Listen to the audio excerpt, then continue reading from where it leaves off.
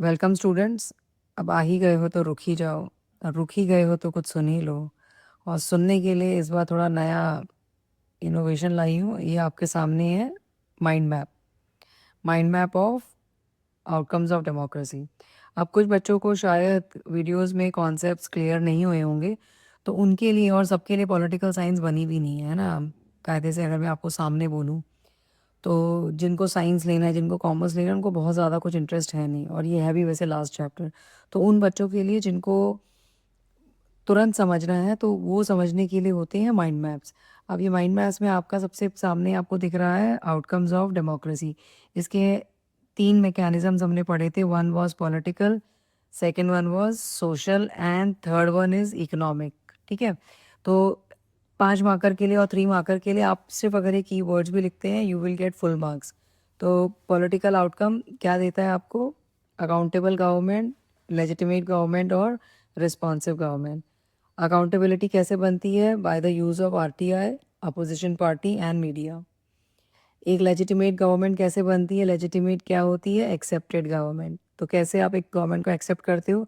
जब उस कंट्री में रेगुलर इलेक्शंस होते हैं, इलेक्शन कमीशन का रोल बहुत सिग्निफिकेंट होता है, इस तरीके से।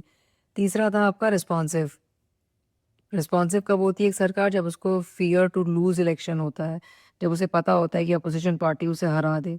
और ऐसी ही कंट्रीज में आपका होता है मल्टी पार्टी सिस्टम। तो मल्टी पार्टी सिस्टम के डर से भी गवर्नमेंट क्या बनी रहती है? रिस्पॉन्सिव। हो गया। तो खाली आपको ये 1 2 3 4 5 6 7 पॉइंट्स लर्न करने हैं पॉलिटिकल आउटकम के लिए। उसी तरीके से सोशल आउटकम क्या रहता है आपका डेमोक्रेसी का? सोशल आउटकम में होता है सबसे इम्पॉर्टेंट कि डेमोक्रेटिक गवर्नमेंट होती है एकोमोडेटिव, रूल ऑफ मेजॉरिटी इसमें बहुत इंपॉर्टेंट होता है। और तीसरा होता है कि मेजॉरिटी रूल बना देती है एक जनरल व्यू। ठीक है, तो ये आपका हो गया सोशल आउटकम। इकोनॉमिक आउटकम बहुत सिग्निफिकेंट है नहीं, इट इज़ नॉट फेवरेबल। ठीक है, मैं यहाँ लिख दूँ, इट इज़ नॉट फेवरेबल।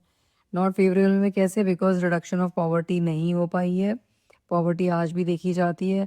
आज भी कुछ कॉमन फीचर्स जो आपके हैं, वो कुछ कॉमन फीचर्स क्या हैं? वो ये हैं कि gap between rich and poor is increasing. इसका साइन का मतलब है इंक्रीजिंग। ठीक है, पुअर जो है वो और पुअर होता जा रहा है, और जो पुअर है उसको बहुत ज़्यादा डेमोक्रेटिक गवर्नमेंट सपोर्ट नहीं देती है।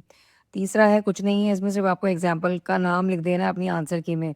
एग्जामिनर सिर्फ आपका बांग्लादेश देखेगा, इंडिया देखेगा, पाकिस्तान सबसे बड़ा बड़ा बोल्ड लिखिएगा, पाकिस्तान को, गरीबी चरम सीमा पर।